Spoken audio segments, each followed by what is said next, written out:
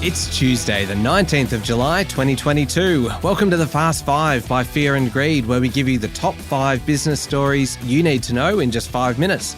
I'm Michael Thompson, and good morning, Sean Aylmer.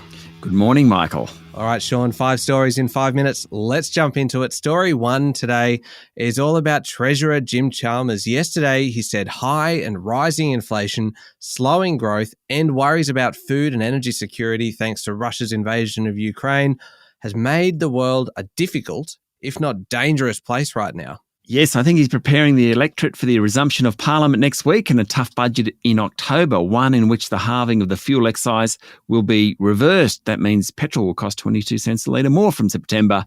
Mr Chalmers said rising interest rates made the government's massive debt more expensive and he plans to find additional savings. The Treasurer also said he's keen to get going on a review of the Reserve Bank.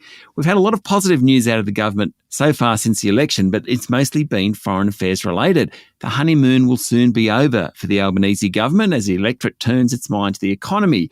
And Mr Chalmers isn't painting a rosy picture, warning that the budget later in the year will be tough. Now, this government needs to manage rising interest rates, tumbling consumer sentiment, a ballooning debt, the need to satiate the Greens in the upper house, and the current COVID wave, which, of course, is still a real problem for state and federal parliaments.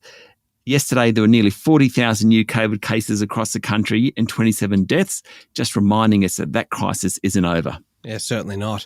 Story number 2, Sean. ANZ wants to buy Suncorp's banking business for $4.9 billion and has pledged to keep all branches open for a minimum of 3 years and keep the headquarters in Brisbane. Yes, we talked about the deal yesterday.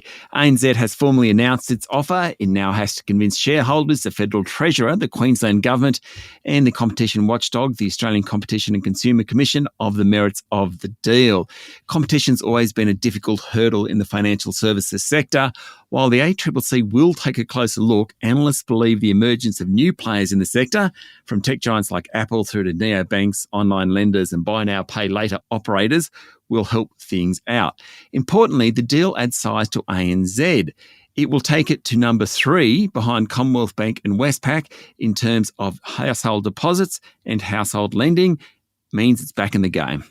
Sean, story number 3 is an interesting one today. A new report by the highly respected Grattan Institute says that more than 1 in 5 well-paid, prestigious or powerful federal government appointments are going to people with direct political connections. Yes, and many jobs have gone to allies of the former coalition government over the past 9 years.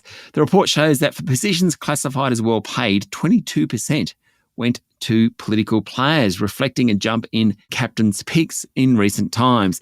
National institutions, including the Australian War Memorial, the National Library of Australia and the Old Parliament House, were highlighted in the report. In the case of Aussie Post, Australia Post, half the board members have links to the coalition government.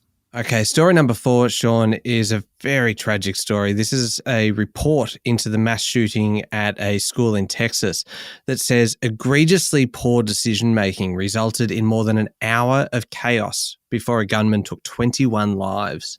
About 400 law enforcement officials rushed to the Texas elementary school on May 24, but took too much time to do anything. A nearly 80-page investigative report into the shooting criticised state, federal and local authorities.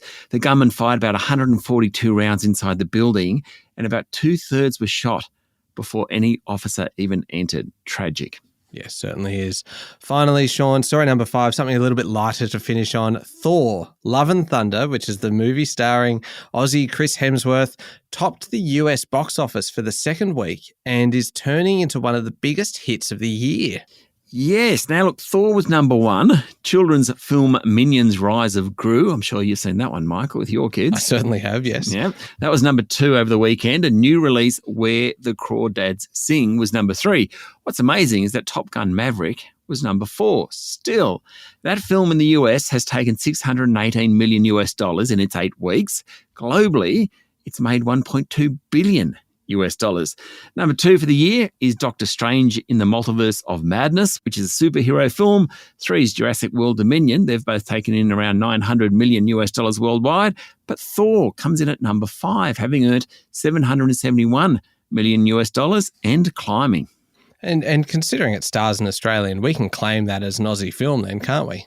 Absolutely. Yeah, I was going to claim Elvis as well, Baz Luhrmann, but that's actually 19 or 20 on the list. So we're probably less keen to claim that one. Sounds good. There we go. The top 5 business stories in 5 minutes. Thank you, Sean. Thank you, Michael. It's Tuesday, the 19th of July, 2022. Remember to hit follow on the podcast, and if 5 minutes isn't enough for you, you can find our longer daily show called Fear and Greed wherever you listen to podcasts. I'm Michael Thompson, and that was the Fast 5 by Fear and Greed. Have a great day.